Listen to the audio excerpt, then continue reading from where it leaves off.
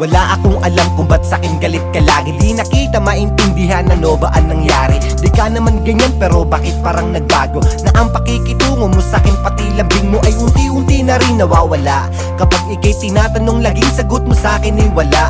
Ito ako lamang ay nag-aalala sa iyong kinikilos na nakapagtataka. Dahil bibihira mo na lang ako nakausapin. Kapag tayo'y nagtatalo ang lagi mo sinasabi sa'kin.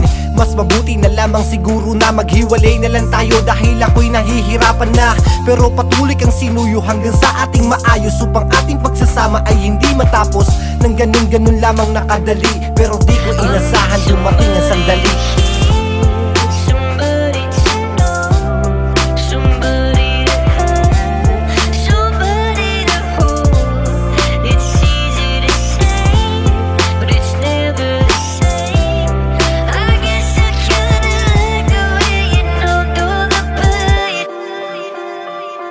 Halos araw-araw na lang tayong lagi nag-aaway. Di tayo magkasundo dahil lamang sa simpleng bagay. Nakakapagod din, nakakasawang unawain ka. Pero mahal kita kaya aking sinatsaga.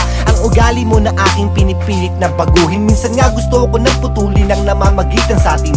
Dahil pakiramdam ko mukhang di na yata to tama. Dahil sa pinapakita mo nakakasakit ka. Alam mo ba, hindi mo yun alam. Kasi alam ko manhid ka. Wala ka rin alam kundi ang manakit at sa pagtulog ayaw mo na rin ako nakatabi. Napakasakit namang isipin na kahit kasama mo ko tila di ka masaya. Ano ba aking mali? Sabihin mo anong problema? Kung bakit ba kasi nagkakaganyan? Sobrang gulo na sitwasyon natin. Sabihin mo sa'kin kung ano nga ba talaga ako sa'yo.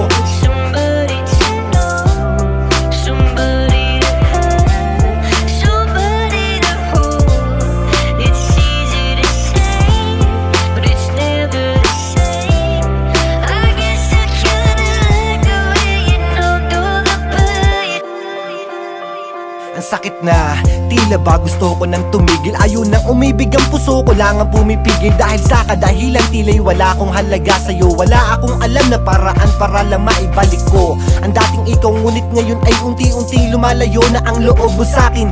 Bakit di mo na lamang sabihin sa'kin? Aminin mo na lang na ayaw mo na sa'kin.